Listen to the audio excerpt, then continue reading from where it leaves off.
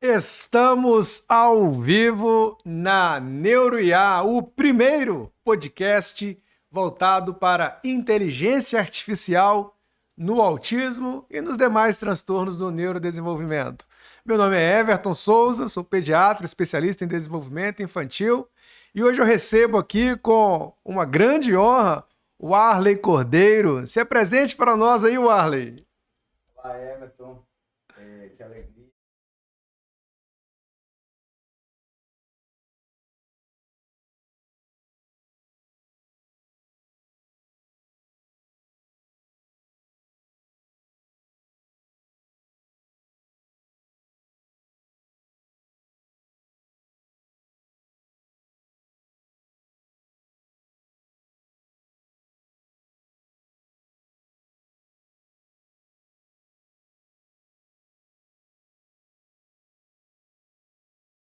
O Arley tem uma grande, vasta experiência com tecnologia, já trabalhou com o desenvolvimento de alguns aplicativos, aliás, na área de medicina e saúde, né, Arley?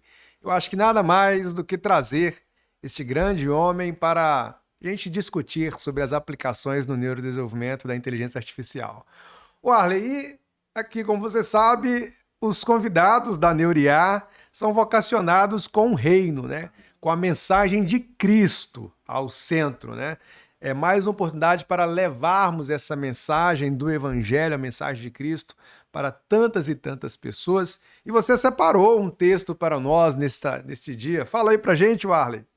Trouxe um texto aqui que tem a ver com o impossível, né? Amém. Que as coisas que são impossíveis para nós, né?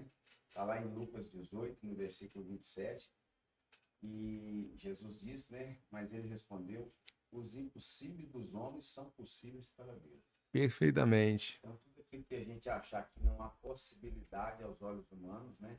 O Senhor concede graça e favor para poder operar o milagre. Amém, profeta.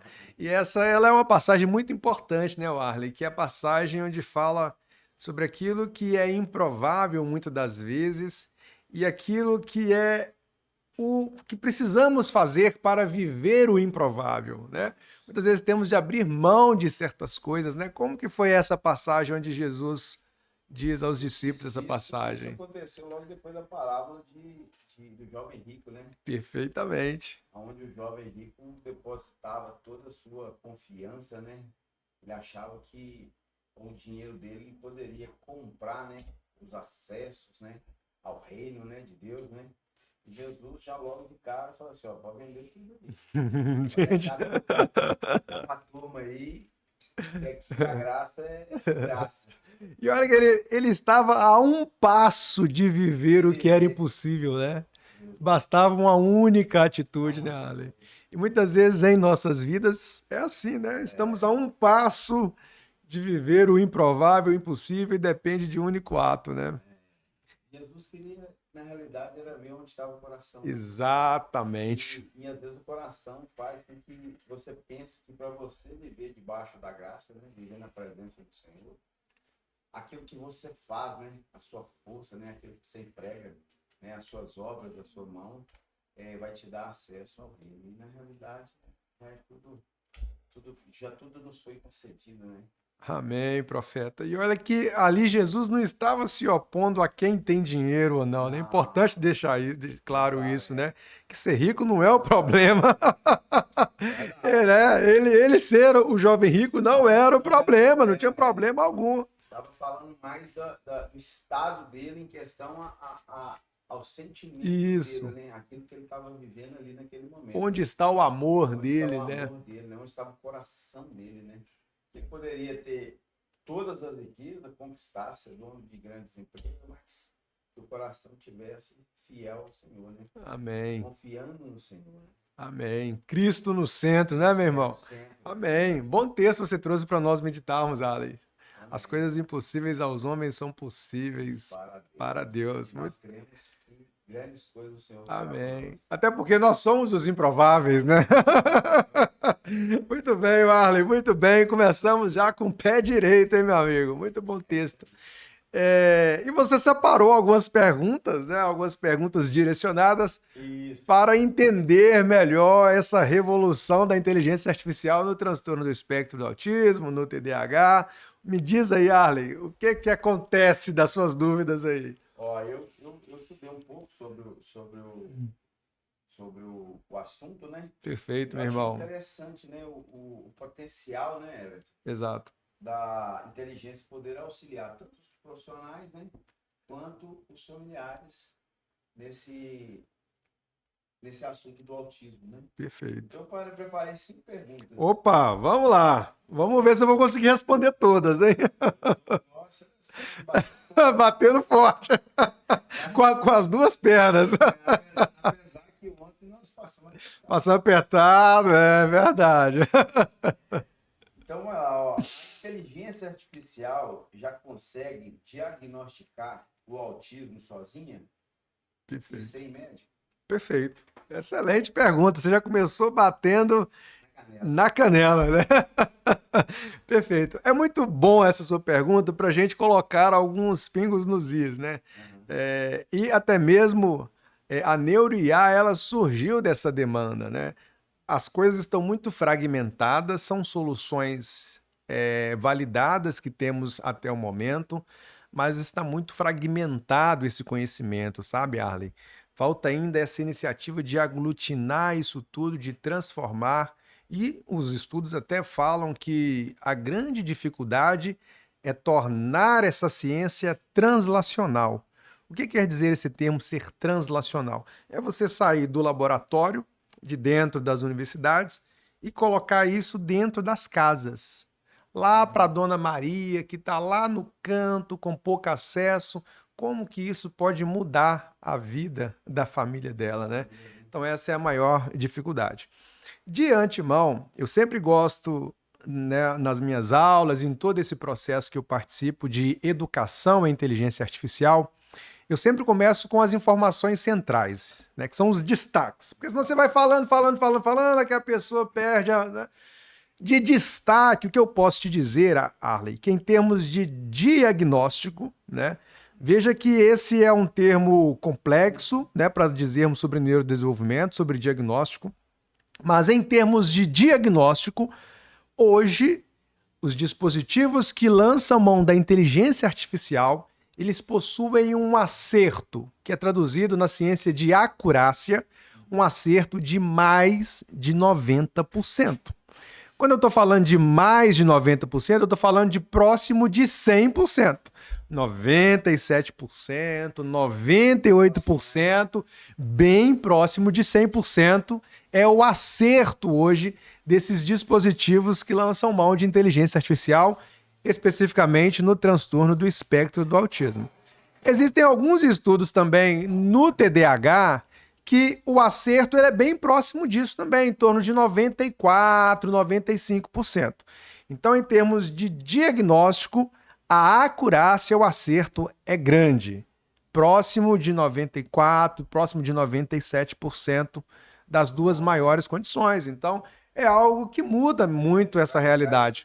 Traz segurança, né? Traz segurança, exatamente, Arley. E assim, o mais importante, e agora já entrando na segunda parte da sua pergunta, que já chegou já na partida, chutando na canela, jogo decisivo é bola pro mato, né?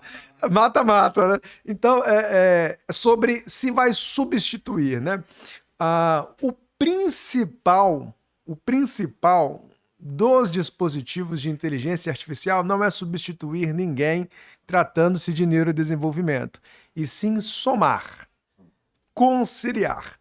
Eu brinco que aquilo que é fácil, até o porteiro, quando essa família passa pela portaria, até o porteiro olha e fala: esse menino tem autismo, esse menino tem TDAH, esse menino tem TOD, esse menino, né? Então é muito visível. E pode ser que para essas crianças, em termos de decisão clínica, a soma ali não vai ser aquela coisa, nó, como que mudou, né? Mas para aqueles casos, Arley, que você tem aquela dúvida que você bate o olho e fala assim: será que é? Você fica, é isso, é aquilo outro. Sabe aqueles casos que tá ali né, no meio da fronteira, né, que está indeciso. Então, para esses casos, a inteligência artificial ela surge para decidir. É o VAR, né? A IA é o VAR do neurodesenvolvimento. Ela vai ajudar, exatamente. Para poder ser uma elaboração mais eficaz, né? Um suporte mais eficaz. Porque também vale a pena nós colocarmos que o diagnóstico dos transtornos do neurodesenvolvimento e das outras afecções mentais da infância, eles não são baseados em critérios objetivos. É muito subjetivo. De que forma? Você tem uma série de manifestações que você olha para aquela criança, indaga aquela família se ele já teve ou se ele tem hoje aquelas apresentações. Baseado nisso, você também pode correlacionar com o relato da escola, com outros ambientes que essa criança ela frequente. Então, nessa subjetividade, você fica ali e você fecha o diagnóstico. Existe o segundo passo, que são as escalas psicométricas, né? As escalas psicométricas, é importante dizer isso porque também tem muita confusão, sabe? Tem muitas pessoas que não entendem que o diagnóstico ele é médico. Ele é clínico, ele é médico, não é do psicólogo. Entende? Eu não estou dizendo que não exista o diagnóstico psicológico. Existe o diagnóstico psicológico. Existe a semiologia que o psicólogo ele vai fazer ali, a avaliação que ele vai fazer e o médico vai juntar, vai compor isso tudo para ele chegar em uma decisão. Mas existe também o diagnóstico do psicopedagogo, do neuropsicopedagogo, do fisioterapeuta, do TO. Cada um desses profissionais tem o seu diagnóstico, mas é um conjunto de informações, exatamente. E aí, neste conjunto de informações, surge a inteligência artificial. Então, e existe um segundo cenário, além dele compor desses dispositivos, e já já a gente fala sobre os 3 principais que são regulamentados, já que já são liberados nos Estados Unidos para serem utilizados como ferramentas, né? Nós temos 2 e um terceiro já em processo, né? Que está nesse processo, né? Então, falar sobre essas ferramentas é muito importante porque já é validado algumas delas. Então, o outro movimento que temos, nós temos de pensar que hoje o diagnóstico, muitas das vezes, ele é muito caro, ele tem um custo alto, por vários motivos que não vêm ao caso aqui. Ele é um diagnóstico que é caro para essas famílias e, algumas das vezes, o acesso, a barreira de acesso ela é grande. Então, não são todas as famílias que conseguem, de fato, ter o acesso ao diagnóstico, a essas informações. Tem um estudo muito interessante que ele fala o seguinte: no Brasil, esse diagnóstico ele acontece depois dos 5 anos de idade, na maior parte das vezes. Então, após os 5 anos de idade. Nos Estados Unidos, ele ocorre em torno de 3 anos e meio de idade. Porém, esses pais, a maioria deles já percebem que ali próximo de 1 ano e 4 meses, 1 ano e 6 meses, essa criança já vai se comportando diferente. Então veja o tempo que essa família ela demora, quase 3 anos, mais de 3 anos para conseguir concluir um diagnóstico. E esse, Warlen, nem é o maior dos problemas, não é. Tá? Se você falar assim, Everton, esse é o maior dos problemas, não é esse o maior dos problemas. O maior dos problemas é o que vem associado a esse retardado diagnóstico, que é o fato de não intervir. Onde cria-se a situação mais complexa, né? Mais complexo, né? Quanto mais tempo demora de diagnosticar, mais demora para intervir. Exatamente. E eu até falo que o mais importante para mim, não importa em qual caixinha essa criança está. Se é a caixinha do TOD, do TDAH, do TEA, da dislexia, não me importa qual caixinha que ela está. O que importa para mim não é um rótulo. é qual o prejuízo que ela tem e qual a intervenção que vamos propor hoje, agora, nesse momento. Já está passando, vamos agir agora. Isso para mim é o mais importante. Dar uma condição de qualidade de vida para essa família. Então, a inteligência artificial hoje, ela consegue suprir, de certa forma, essas duas grandes barreiras. A inacessibilidade ao momento do diagnóstico. Então, nós estamos falando, já a gente fala sobre esses dispositivos que vão ser utilizados dentro de casa, nesses sets, às vezes, lá distante, né? Em um local de pouco acesso ao especialista, você ter acesso a essas tecnologias que vão propor um risco para essa criança e aí dar uma urgência. E o segundo ponto, formas de intervenção dentro de casa, fora do ambiente das clínicas, que são as formas de intervenção assistida por dispositivos de inteligência artificial. Então, a IA vem suprir essas duas barreiras. E esse que é o grande avanço. Ela vai substituir o médico ou esses terapeutas? Não. Ela vai aumentar o poder de intervenção, de acurácia diagnóstica desses profissionais. Vai acertar mais, né? Vai ter mais possibilidade mais assertiva, né? No diagnóstico, né? Perfeito, meu irmão. Porque ela vai trabalhar tanto no consultório quanto em casa. E no ambiente familiar. Exatamente. Vamos para a segunda pergunta? Vamos lá, bora lá. Gostei da primeira, hein? Muito boa, hein? O jogo, já vamos avançando o jogo. Como a IA enxerga o autismo? Ela olha para quê, exatamente? Perfeito, muito bom. Eu vejo que você estudou mesmo o tema. Você estudou o tema. Ô Arley, e né, você que está de casa aí participando desse podcast da Neuriá. Aliás, Arley, vamos deixar esse convite, né, para aqueles que estão nos ouvindo ou nos assistindo, que se inscrevam no nosso canal, clica ali para curtir, encaminhe para outras famílias, outros especialistas, encaminhe para o seu psicólogo, fala assim, você já ouviu falar sobre inteligência artificial para o autismo? Olha o que esses dois rapazinhos ali estão dizendo, né? Para que... Perfeito. Pode mandar pergunta para você. Pode enviar pergunta, deve enviar pergunta. As dúvidas, né? Vai ajudar e muito, né? Porque a partir disso a gente consegue entender também em que nível de conhecimento e quais as principais dúvidas da pessoa que está do outro lado, que é o importante. Nós aprendemos com a dúvida deles e nós levamos também conhecimento e informação para eles. Né? Vai dar oportunidade para essas pessoas chutar também, né? Chutar também, rumo ao gol. Rumo ao gol. Então tá bom, vamos lá. Para que ela olha? O que tem crescido muito é a interpretação do rastreamento ocular. O que é o rastreamento ocular? Então, essa criança ou este indivíduo, ele vai olhar para uma tela, para um desenho, e ali esse dispositivo ele capta em das formas e mecanismos, ele capta para onde está o olhar desta criança ou deste indivíduo. Então, por exemplo, é esperado que nós dois aqui, nessa nossa conversa, nós dois estejamos olhando um para o outro.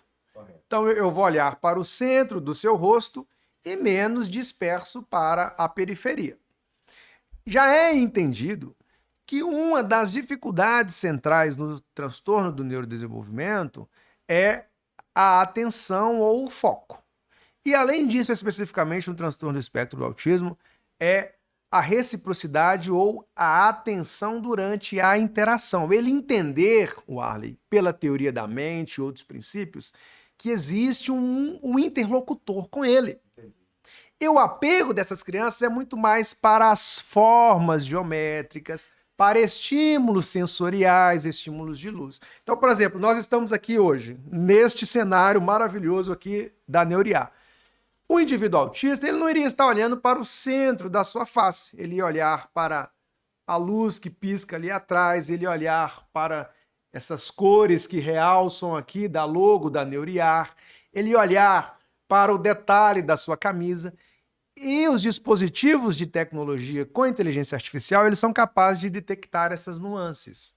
Claro que nós estamos falando de uma forma grosseira, né? Em vez de olhar ali, ele está olhando para cá. Às vezes, só o fato dele desviar o olhar para o seu ombro, para o seu brinco, vamos supor, se fosse, né? Uma senhora que está com brinco, ele ia focar no brinco, no colar de pérolas. E aí, já fica também a dica para os terapeutas, né? Quando for propor uma intervenção comportamental com essas crianças, o menos possível de apetrechos, né? Não sei se esse termo ainda está em voga, mas na nossa época, de apetrechos, é melhor, mais simples, uma roupa com a blusa com a cor neutra, sem muitos detalhes, sem né, aqueles brilhos, nada disso, uma cor neutra, sem muitos detalhes, muita coisa, brinco, colar, batom, nada disso, porque isso tira o foco dessas crianças e desses indivíduos. Fica mais difícil. Então, os dispositivos com eye tracking, com rastreio de olhar, eles têm crescido e muito. Até porque... Vamos lá, vamos falar sobre o eye track.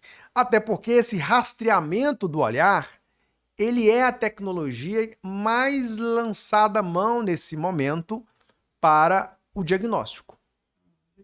Já existe, já tem liberado, regulamentado pelos Estados Unidos 2 tecnologias e uma terceira que está agora em processo também, né? E eu falo delas já já. Então isso já existe. Já tem um dispositivo, ele é uma máquina, ele é um trambolho, ainda o set dele é na clínica, porque não tem como você pegar aquele carrinho, né, lá na porta, lá né, vamos dizer assim, né, lá um AS10, né, lá um caminhão para colocar aquele trambolho para você levar para sua casa, depois você me devolve na semana que vem. junta os 3 chapas para carregar até dentro da sua casa. Brincadeiras à parte. Mas é muito difícil, então ainda se fazem ambientes de pesquisa dentro de clínicas, né, especializadas, centros interdisciplinares ou multidisciplinar. O que tem mais acesso nesse caso, nesse molde que eu falei, é um chamado Early Point, de uma empresa chamada Early Tech. Então, o Early Point é isso. Essa criança senta e ele detecta, coloca um videozinho e ele detecta para onde que essa criança olha. A atenção dela, o foco do olhar dela para onde está. E ali você tem uma série de tarefas para onde ela está. Eu até coloquei ele, eu acho que é o próximo deles. Nosso assistente ali, pode passar o próximo. E aí você tem agora um segundo que está em processo de regulamentação, que é o chamado Sense to Know, que em uma tradução seria sensibilidade para aprender.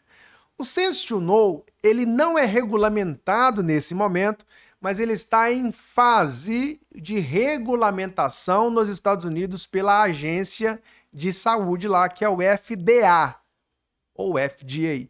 Então ele está em processo. Mas ele é um que melhor. Então esse é um estudo que foi que tracionou a ideia do Sense to Know. Ele é de 2023. Peço desculpas por estar em inglês, mas a gente não vai precisar ler nada aqui. Eu só vou usar números ali, ó. Ele tem então uma acurácia próximo de 90,90, já a gente fala sobre isso, uma sensibilidade de 87, uma especificidade de 80, um valor preditivo de 97 e um valor preditivo positivo de 40, um negativo de 97. Passa o próximo aí, Davis.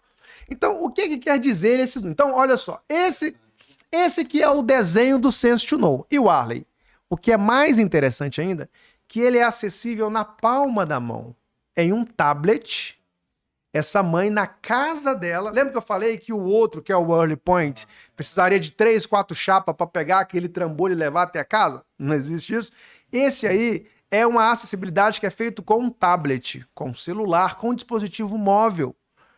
Essa mãe tem acesso a um diagnóstico com uma acurácia acima de 90. Isso é muita coisa. Muito bom, muito positivo. Então, o que acontece? Se a gente for pegar da esquerda para a direita, a gente coloca essa criança de frente de um tablet. Esse tablet, primeiro, ele vai seguir para onde essa criança olha, em várias tarefas, em várias atividades. Além disso, o que é mais fascinante, se a gente descer lá na gravura, no B, ele está vendo qual é a expressão facial dessa criança. Como que ela reage a esses estímulos? Com indiferença, assustada, interagindo, alegre, entende? Então ela pega a emoção dessa criança. Ela não apenas rastreia o olhar para onde ela olha, ela pega a interação da criança com aquela atividade. Além disso, a gente vê ali, tem umas bolinhas que piscam ali em cima. Aquelas bolhas é uma atividade para a gente ver a capacidade motora dessa criança, o reconhecimento motor dela e a capacidade em executar tarefas motoras. Então ela tende a apertar aquela bolha, ela tende a clicar onde a bolha está piscando, como se fosse para estourar bolhas. Aí você fala, criança, clica na bolha, clica na bolha. Então, olha, uma série de coisas que essa criança já tem de ter do ponto de vista cognitivo para ela executar o ato motor de clicar. E se for pegar o ato motor ali também, no transtorno do espectro do autismo, tem algumas marcas, algumas características. Por exemplo, é sabido que próximo de 80%, 8 a cada 10 crianças com transtorno do espectro do autismo terão pelo menos uma alteração motora. E especula-se que no próximo manual as alterações motoras podem sim, de alguma forma, compor os critérios diagnósticos, porque é muito forte. É mais fácil você ter uma criança com alteração motora no transtorno do espectro do autismo do que uma criança sem alteração motora, né? E aí ele compila isso tudo e ele vai te dar uma estimativa. E não só isso, olha só, nós falamos para onde ela olha, as emoções da expressão facial, a capacidade motora. Ele pega 2 outros movimentos importantes, que é o piscar, a taxa de piscar dessa criança, o quanto que ela pisca. Por que que isso é importante? Existe uma tendência de quanto mais focado naquela atividade nós estamos, menos a gente pisca, né? Não tem aquele ditado, né? Você não pode parar nem para piscar, né?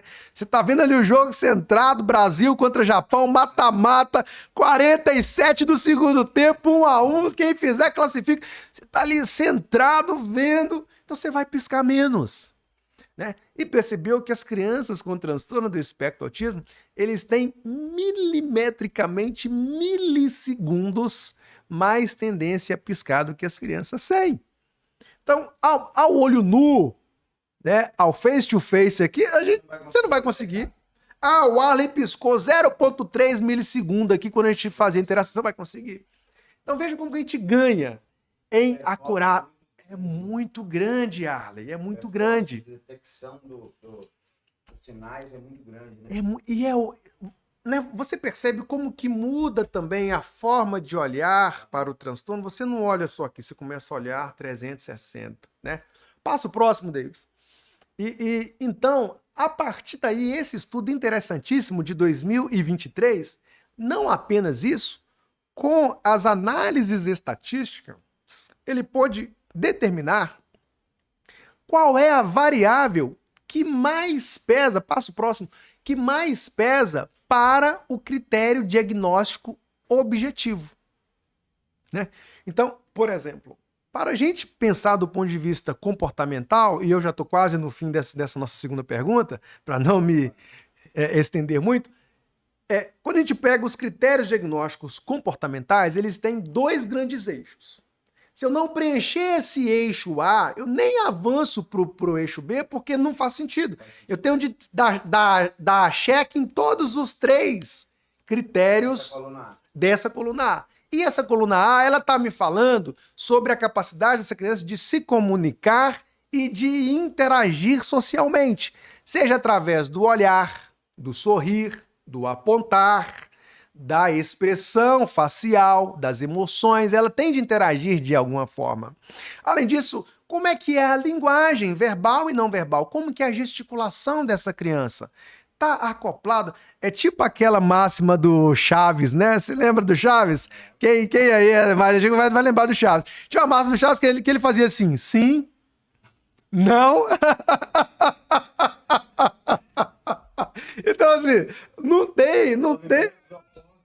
Entendeu? Isso a gente chama de pragmatismo da linguagem.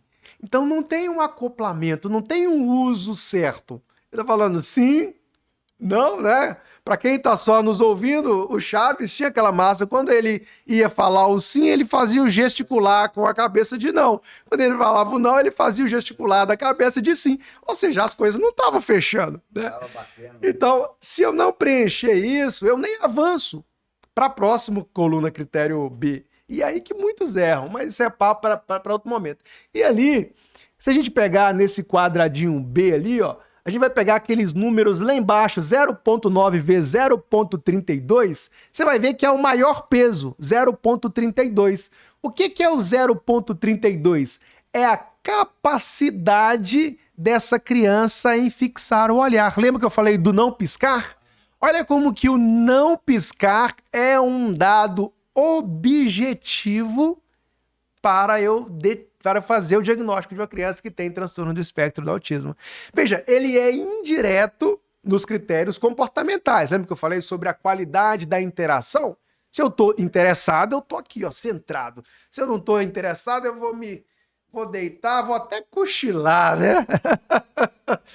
E, além disso, olha que interessante, o segundo critério que foi mais sensível para se fechar um acerto diagnóstico mais de 90% é o quanto essa criança inclinava a cabeça. A inclinação da cabeça era também um marcador, é um sinal, é um marcador de diagnóstico.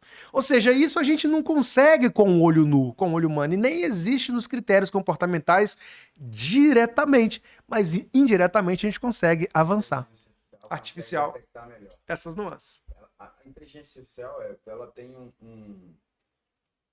como se diz assim, ela já foi calibrada com as informações. Exatamente. É mais ou menos isso. É mais ou menos isso. Você estudou o tema, hein? Hoje, o que acontece? Não é que ela está criando nada. Ela Já não. está pegando informação que existe, Exato. mapeou, Mapeou, calibrou calibrou e executou e te dá previsão. Previsão naquilo que ela tem de informação. Hoje, o principal algoritmo inteligente por trás desses dispositivos com inteligência artificial, eles são classificados como supervisionados. O que é isso? É eu pegar duas crianças, colocar uma série de comportamentos e falar essa tem autismo, essa não tem autismo. E agora a máquina vai olhar, vai escrutinar aquela criança toda com autismo, vai escrutinar aquela criança toda sem autismo e vai gerar padrões de reconhecimento. É assim que é feito. Então, ela depende do ser humano para treiná-la. É um método supervisionado. Os bancos, eu acho que tem uma inteligência parecida já, não tem, Everton? Exatamente. Para poder destravar a tela da conta bancária. Da conta bancária. Fazer uma transferência. Essa tecnologia de face, né, lá da leitura de face, aliás, ela revolucionou todo o sistema de segurança, não somente financeiro, mas hoje, se uma pessoa ela está na lista vermelha, né, lá da Interpol, e ela entra no aeroporto, antes dela chegar lá nesse guichê para ele na alfândega para ver assinalar o passaporte, ela pode estar até com um falso. O que fez o reconhecimento, claro, se ele não tiver feito nenhuma cirurgia para mudança de face, olha que mesmo com as cirurgias consegue pegar alguns pontos, mas é o reconhecimento facial automático das máquinas que estão disparando alertas de segurança que aquela pessoa está em uma lista vermelha, ou ela requer alguma entrevista mais apurada. Isso é feito há algumas décadas. Por exemplo, quando a gente pega nos estudos para ver, essa tecnologia, por mais que ela se popularizou nos últimos anos aí, após o chat GPT, 2022 para 2023, que é o que todo mundo passou a usar, mas esses estudos com inteligência artificial, eles vêm de pelo menos 2 décadas. Nós estamos falando da transição do milênio, de 2000 para cá, já se faz pesquisa com IA no neurodesenvolvimento. Então, uma bagagem, né? Então, é algo relativamente já em maioridade, né? Já é maioridade, né? Então, merece todo respeito. Vamos lá para a terceira, vamos avançar. Os resultados são bons. dá para confiar nos números, velho? Perfeito. Só para complementar a sua pergunta anterior, você falou para o que ela olha, né? Eu trouxe esse exemplo né, do eye tracking, mas a maioria dos estudos, Warley, ainda né, não são com esse rastreio do olhar. A maior parte dos estudos são feitos com neuroimagem, tá? Isso é muito importante a gente deixar claro, que esses estudos com o eye tracking, por mais que eles se popularizaram e os dispositivos regulamentados até o momento, que são 2 e um terceiro em fase, que é esse que eu trouxe aqui, é o Sense to Know, né, lá da Universidade de Duke, isso é 18% só. Mais da metade, 55%, 58% das pesquisas com IAR para diagnóstico no transtorno do espectro do autismo são com neuroimagens, com imagens cerebrais, ou pela ressonância magnética ou pelo eletroencefalograma. Importante a gente deixar claro. Bom, então vamos lá. Os números, dá pra gente confiar? Dá, e muito bem. Se a gente for resgatar, né, aquele dado que eu trouxe lá falando sobre a acurácia, sobre a sensibilidade, sobre a especificidade, sobre valor preditivo negativo, aquilo tudo que eu trouxe, eu vou explicar de uma forma muito clara. O primeiro dado, ele é assim, ó, ele só quer classificar. Então essa é a primeira informação para você de casa. Hoje, a ferramenta por trás da tecnologia de IA, ela é muito mais estatística do que lógica. Ela segue muito mais a capacidade da estatística. E da estatística de discriminar o que é, o que não é. Isso é autismo, isso não é autismo, ponto final. Então, isso é lido como acurácia, a capacidade de discriminar. Isso é autismo, isso não é autismo. Se a gente puxar na nossa memória aí, a gente vai ver que tinha uma acurácia de 0,90, acima de 90%, como eu disse, 94%, assim, próximo disso e mais que isso. Agora, existe aquela possibilidade que você está em uma festa, você está numa fila para entrar numa festa, e às vezes você entra junto com aquele monte ali, né? Tem um monte de pessoa entrando, você fala, opa, eu vou me misturar aqui, que eu vou entrar e ninguém vai nem perceber que eu entrei. Você entrou, você foi pelo... Você foi... É o Penetra. É o Penetra. Conhecido como Penetra. Conhecido como Penetra. Então, se esses dispositivos de IA, eles ficassem só nessa capacidade, é ou não é, eles poderiam errar devido aos penetras. E aí existe um outro dado que as pesquisas elas querem nos dizer para a gente confiar, que é o dado da especificidade e o dado da sensibilidade. A especificidade, ele está olhando para aquele que não é, né? Então, por exemplo, tem um grupinho ali, aí você fala assim, opa, isso aqui é diferente. Opa, aquele ali tem a luz do Espírito Santo dele, né?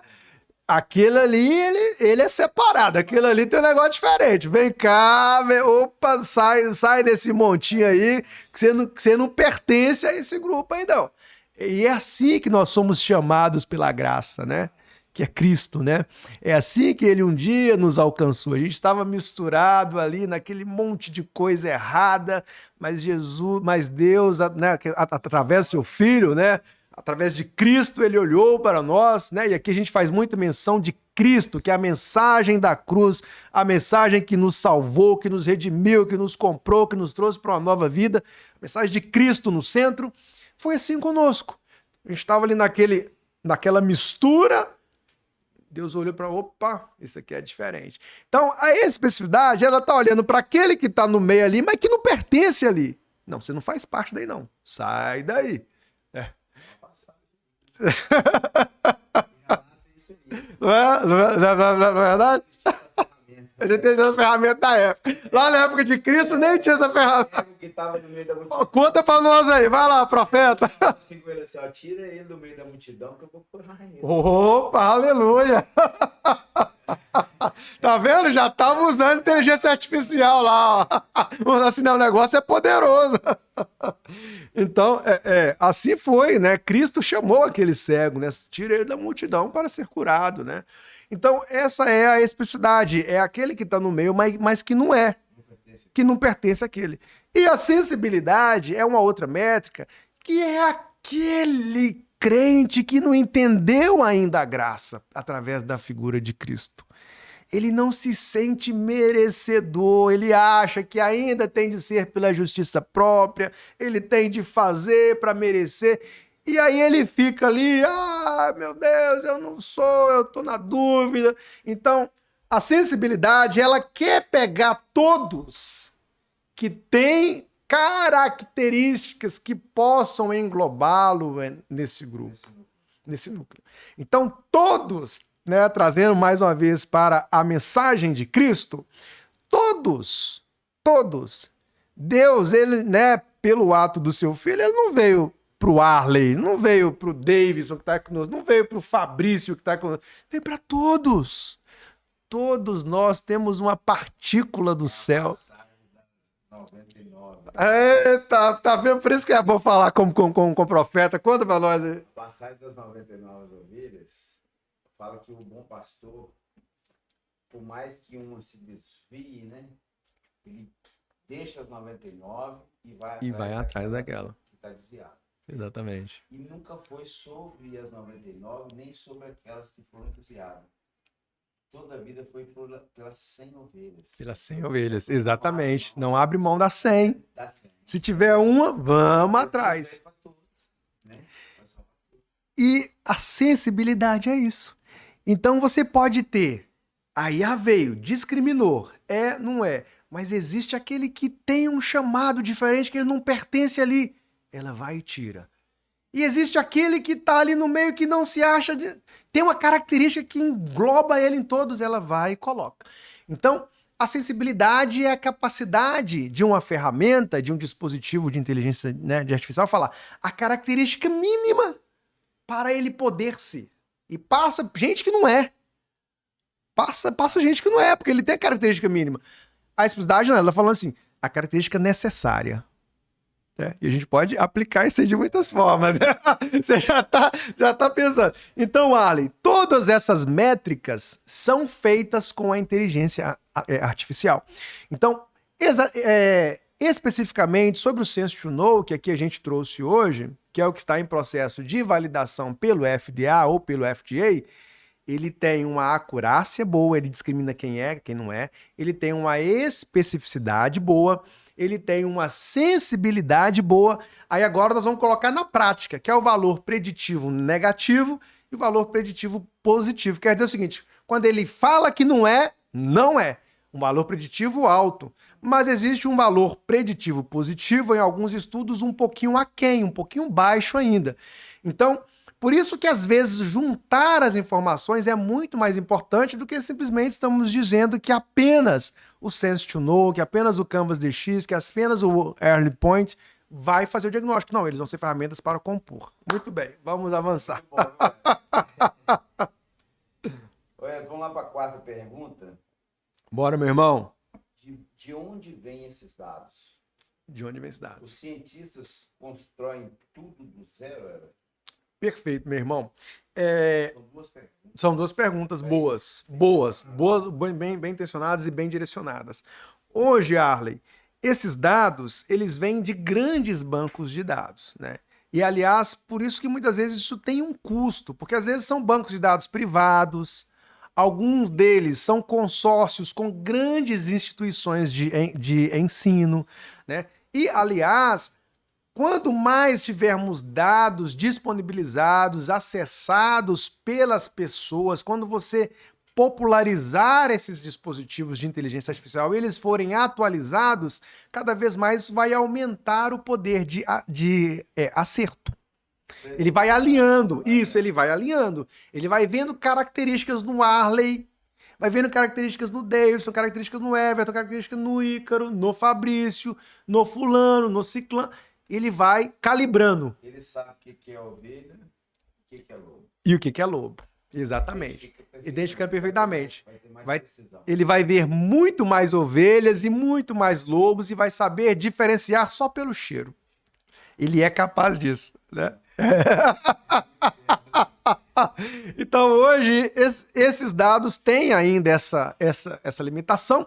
E hoje, um dos grandes bancos de dados, como eu disse, que a maior parte das pesquisas são com neuroimagem, com ressonância magnética, então, vem de um banco de dados chamado ABIDE, ou para o português, ABIDE, ABIDE, que é um banco de dados que compila essas informações com os dados clínicos, mas também com imagens do cérebro dessas crianças, e ali ele vai cruzando esses dados para gerar previsões cada vez mais acertadas. Legal. Vamos lá para a quinta e última pergunta. Já é o Golden Goal? Não, né? Assim, né? Golden Goal é nas Olimpíadas, né? Não existe mais. Olha só como que eu sou antigo, né? Já vamos já para prorrogação ou é pênalti? Essa aqui, para onde essa tecnologia está indo, está direcionando, né? Ô, Arley, eu acho que você agora foi pro último penal. É o pênalti decisivo, né? Mata-mata. Ô, Arley, se eu tivesse essa resposta, eu iria ficar milionário. Mas eu presumo que, né, na minha presunção aqui, eu presumo que em algum momento, lembra que eu disse que esses dispositivos eles são mais estatísticos e menos lógicos? Então, em algum momento, esses dispositivos vão ser capazes de avançar de uma ferramenta meramente estatística e avançar cada vez mais para uma ferramenta lógica. Ela olhar para o Arley e ela apenas não entender que o Arley está com a expressão muito alegre. Tá com a expressão muito alegre porque ela vai começar a raciocinar. Ah, porque o Arley é um filho amado de Deus, é um homem que faz menção à palavra de Cristo. É um homem e ela vai começar a entender isso. Não é só mais 0 e 1, o Arley tá alegre, o Arley tá triste. O Arley tá alegre mais isso, entendeu? Então, cada vez mais lógica. E tem uma tecnologia que é chamada de Fuse ou Fuse. Essa tecnologia, ela é o avanço, ela é a fronteira para avançar com esses algoritmos de inteligência de IA para essa maneira mais lógica. Porque hoje a caixa preta desses algoritmos é que quando você avança de dispositivos estatísticos para dispositivos com redes neurais, ali acontece uma caixa preta. Você não consegue definir qual o caminho que ele seguiu. Lembra ali que ele mostrou o caminho do olhar, se a cabeça inclina. Opa, ele está te dando um caminho.